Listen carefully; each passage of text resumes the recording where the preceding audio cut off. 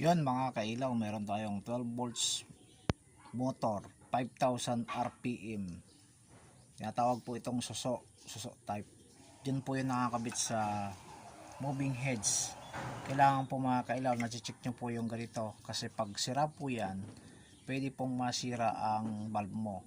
Pwedeng mapundi agad. Nakatutok po kasi yan sa valve.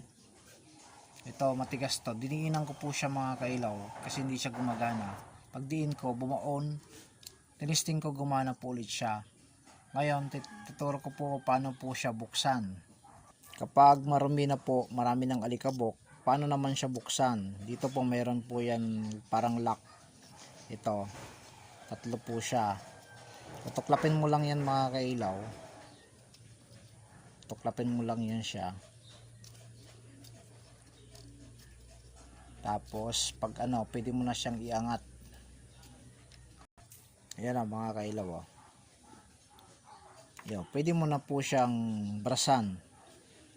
I-brush mo po yan para matanggal po yung mga alikabok niya. Kasi nagkakaroon po ng alikabok yan. Para pag malinis po, matanggal mo ang alikabok, babalik po yung dating lakas ng hangin niya.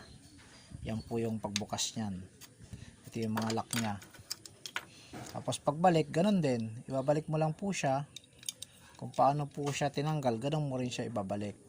Kailangan mag-lock yung mga side niyan, yung mga ito, yung mga ganyan. Mag-lock po yan. Balik po natin. Ayan. Okay na po siya. Dito lang po yung niyan, yung pinakabukasan niyan.